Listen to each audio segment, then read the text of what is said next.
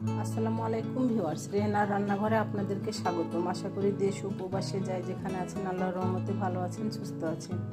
আজকে আমি আবার একটা দারুণ মজার রেসিপি নিয়ে চলে এসেছি। আজকে আমি ডাল ভুনা বা ডাল চচ্চড়ি করে দেখাবো। এখানে আমি মসুরের ডাউল নিয়েছি 250 গ্রাম। ডাউলগুলোকে আমি পরিষ্কার করে ধুয়ে 30 মিনিট ভিজিয়ে রেখে তারপরে আমি এটাতে একটা ছাকনাতে ঢেলে আমি পানিটা ঝরিয়ে নিয়েছি। তাহলে চলুন কথা না বাড়িয়ে কিচেনে যাওয়া যাক। চুলায় আমি কড়াই বসিয়ে দিয়েছি, গ্যাসটা আমি অন করে দিয়েছি। এবার আমি দিয়ে দেবো তেল, রেগুলার তেল, সয়াবিন তেল। এখানে আমি 1 কাপ তেল দিয়ে দিলাম। আমি দিয়ে দেবো একটা তেজপাতাকে অর্ধেক করে ছিঁড়ে। আমি এখানে একটা শুকনা মরিচকে এখান থেকে আমি মাঝখান থেকে ছিঁড়ে আমি দিয়ে দিলাম। আমি এখানে দিয়ে দেবো 1 কাপ পেঁয়াজ কুচি। আমি দিয়ে দেবো 4-5টা কাঁচামরিচ আমি মাঝখান থেকে চিড়ে নিয়েছি। এবার পেঁয়াজ আর মরিচটাকে আমি হালকা ব্রাউন করে ভেজে নেব। পেঁয়াজটা আমার হালকা ব্রাউন কালার হয়ে গেছে। এবার আমি দিয়ে দেব ডাউল। এবার ডাউলটাকে আমি 2-3 মিনিট আমি ভেজে নেব। এবার আমি দিয়ে দেব গুঁড়া মশলা। এখানে আছে স্বাদ অনুযায়ী লবণ, হলুদের গুঁড়া 1/2 চামচ, মরিচের গুঁড়া 1/2 চামচ, জিরার গুঁড়া 1/2 চামচ, ধনিয়ার গুঁড়া 1/2 চামচ। আমি গুঁড়া মশলাগুলো দিয়ে দিলাম। আমি এবার দিয়ে দেব আদা রসুন বাটা 1 চামচ। এবার আমি আবারও 2-3 মিনিট আমি ভেজে নেব। আমি ডাউলটাকে ভালো করে 5 মিনিট কষিয়ে নিয়েছি। এবার আমি দিয়ে দেব পানি। আমি এখানে 1 কাপ আপনার ডাউল ব্যবহার করেছি, আমি 1 কাপের 3 কাপ পানি ব্যবহার করব। আমি দিয়ে দেব 2টা মাঝারি সাইজের টমেটো কুচি। এটা একেবারে অপশনাল, আপনারা ইচ্ছা হলে দিবেন, নইলে স্কিপ করবেন। আমার এখানে পানি দেওয়া হয়ে গেছে। আমি এবার ঢাকা দিয়ে ঢেকে মিডিয়াম টু লো হিটে আপনার 30 মিনিট রান্না করে নেব। 30 মিনিটের মধ্যে আমি 2-1 বার নেড়ে চেড়ে দেবো। 30 মিনিট পরে আমি ফিরে আসতেছি। 30 মিনিট পরে এবার আমি ঢাকনাটা উঠিয়ে নেব। আমার ডাউল ভুনাটা হয়ে গেছে। আমার রেসিপিগুলো যদি ভালো লাগে তাহলে আমার ভিডিওগুলো দেখার অনুরোধ রইল। যদি ফেসবুক থেকে দেখেন তাহলে অবশ্যই একটা ফলো দিয়ে দিন।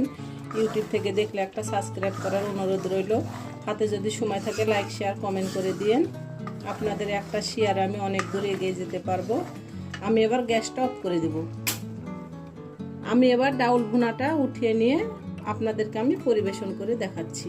হয়ে গেছে আমার পরিবেশন করা। আশা করি আমার রেসিপিটা অবশ্যই ভালো লাগবে। যদি ভালো লাগে তাহলে আমার চ্যানেলটিতে লাইক, কমেন্ট, শেয়ার করতে ভুলবেন না। বেশি বেশি করে সাবস্ক্রাইব করার অনুরোধ রইল। তাহলে আজকের মতো এখানে বিদায়। আবার অন্য কোনো ভিডিও নিয়ে আসবো। সবাই ভালো থাকবেন, সুস্থ থাকবেন। আল্লাহ হাফেজ। আসসালামু আলাইকুম ভিউয়ার্স, রেহেনার রান্নাঘরে আপনাদেরকে স্বাগতম। আশা করি দেশ ও প্রবাসে যাই যেখানে আছেন আল্লাহর রহমতে ভালো আছেন, সুস্থ আছেন। আজকে আমি আবার একটা দারুণ মজার রেসিপি নিয়ে চলে এসেছি। আজকে আমি ডাল ভুনা বা ডাল চচ্চড়ি করে দেখাবো। এখানে আমি মসুরের ডাউল নিয়েছি 250 গ্রাম। ডাউলগুলোকে আমি পরিষ্কার করে ধুয়ে 30 মিনিট ভিজিয়ে রেখে তারপরে আমি এটাতে একটা ছাকনাতে ঢেলে আমি পানিটা ঝরিয়ে নিয়েছি। তাহলে চলুন কথা না বাড়িয়ে কিচেনে যাওয়া যাক। চুলায় আমি কড়াই বসিয়ে দিয়েছি, গ্যাসটা আমি অন করে দিয়েছি। এবার আমি দিয়ে দেবো তেল, রেগুলার তেল, সয়াবিন তেল। এখানে আমি 1 কাপ তেল দিয়ে দিলাম। আমি দিয়ে দেবো একটা তেজপাতাকে অর্ধেক করে ছিঁড়ে। আমি এখানে একটা শুকনা মরিচকে এখান থেকে আমি মাঝখান থেকে ছিঁড়ে আমি দিয়ে দিলাম। আমি এখানে দিয়ে দেবো 1 কাপ পেঁয়াজ কুচি। আমি দিয়ে দেবো 4-5টা কাঁচামরিচ আমি মাঝখান থেকে চিড়ে নিয়েছি। এবার পেঁয়াজ আর মরিচটাকে আমি হালকা ব্রাউন করে ভেজে নেব। পেঁয়াজটা আমার হালকা ব্রাউন কালার হয়ে গেছে। এবার আমি দিয়ে দেব ডাউল।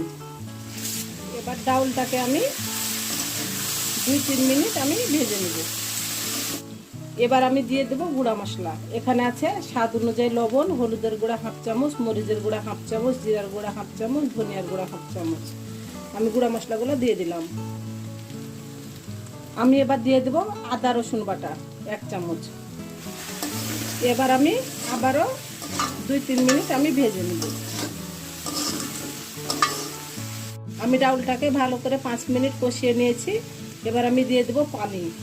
আমি এখানে 1 কাপ আপনার ডাউল ব্যবহার করেছি, আমি 1 কাপের 3 কাপ পানি ব্যবহার করব।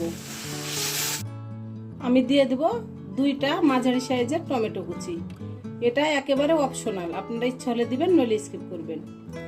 আমার এখানে পানি দেওয়া হয়ে গেছে। আমি এবার ঢাকনা দিয়ে ঢেকে মিডিয়াম টু লো হিটে আপনার 30 মিনিট রান্না করে নেব। 30 মিনিটের মধ্যে আমি 2-1 নেড়ে চেড়ে দেবো। 30 মিনিট পরে আমি ফিরে আসতেছি। 30 মিনিট পরে এবার আমি ঢাকনাটা উঠিয়ে নেব।